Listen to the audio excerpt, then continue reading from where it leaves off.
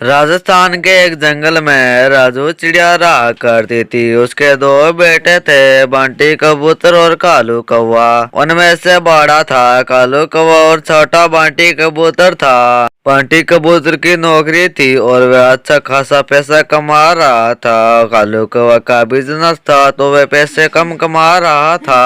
यह बात राजू चिड़िया को बिल्कुल भी पसंद नहीं आती है। कालू बेटा, इस बार भी तुमने मुझे कम खर्च दिया, केवल 20,000 रुपए दिए।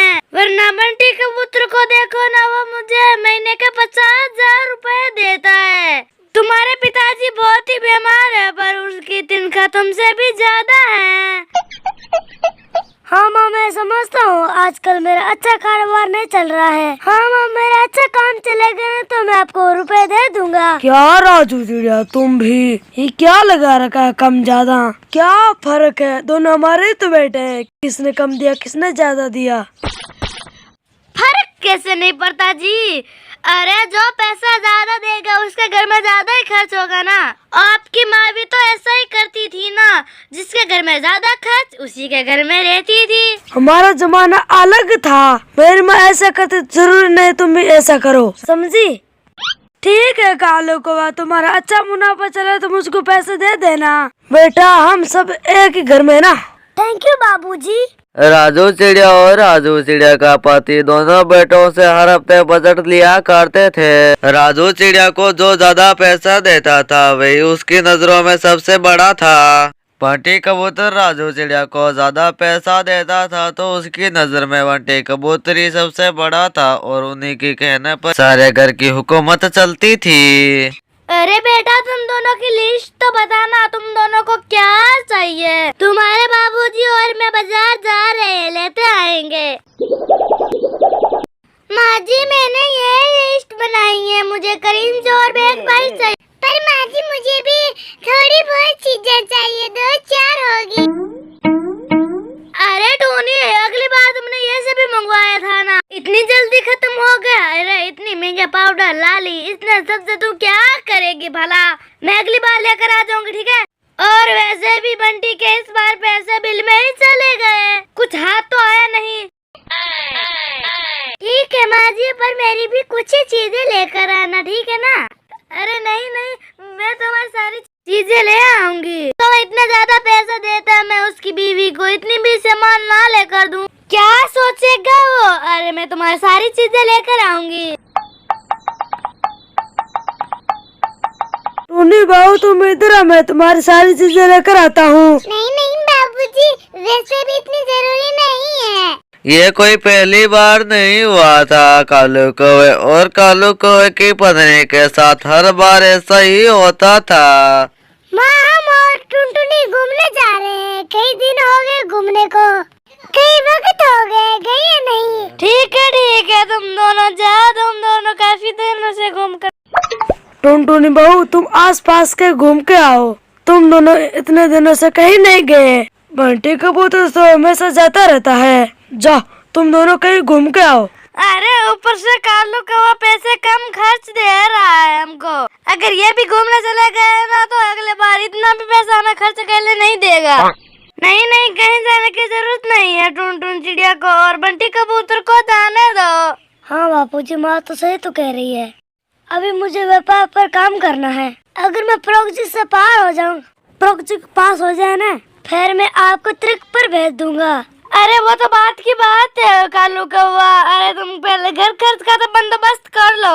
अरे वो बंटी तुमसे छोटा है, वो कितना कमाता है, तुम भी ऐसा काम छोड़ दो, उसकी तरह अच्छी तरीके से कमाओ। राजू चिड़िया, नौकरी में तो हम दूसरे के लिए काम करते हैं, व्यापार में एक दिन मुनाफा नहीं और एक दिन देख लेना, कालू जरूर सफल होगा। मुझे पता नहीं कि मैं तब तक रहूंगी या नहीं। कुछ नहीं हो सकता, सच में तुमको पैसे को आगे कुछ नहीं दिखता। अब तो कालू कौवे को भी अफसोस होने लग गया था कि आधा से ज्यादा खर्चा बंटी कबूतरी उठाता है। उसको अपने आप पर बहुत ही शर्म आने लग जाती है। माँ जी तो हर बार भी टुनटुन चिड़िया के तारीफ ही करती है, मैं उनको कुछ भी कह दूं तो वो नजरअंदाज ही करती है। ये सब मेरी वजह से हो रहा है। बंटी हमेशा मुझसे आगे रहता है। आज देखा जाए तो बंटी कबूतर से घर चलता है। अरे ऐसा आज ही क्यों? जब बंटी पढ़ रहा था तो आपने अपनी जमीन जायदाद बेच कर आपने बंटी कबूतर को पढ़ाया था। फिर भी आपने कुछ नहीं कहा। अरे वो प्यार आपको किसी को नहीं दिख रहा है। अगर आपने उस समय कुछ बचा कर रखा होता तो आपका आज व्यापार अच्छा होता। टुनटुनी, बंटी कबूतर मेरा छोटा भाई है। मैंने उसके लिए जो कुछ भी किया मैं उसका हिसाब नहीं रखा। पर माँ जी तो रखती है ना। अरे हम थोड़ा कम कमाते हैं तो हमारे घर में कोई इज्जत नहीं है। पर आपने इस घर के लिए क्या क्या किया वो कोई याद नहीं रखता है। जब बाबूजी बीमार पड़े थे तो आपने सारी अपनी सेविंग निकाल दी, वो किसी को याद नहीं। छोड़ो ना पुरानी बात, इसको क्यों लेकर बैठी हो? क्योंकि सबको पता चलना चाहिए कि आपने अपने खातिर नहीं तो अपने घर वालों के खातिर कितना किया है।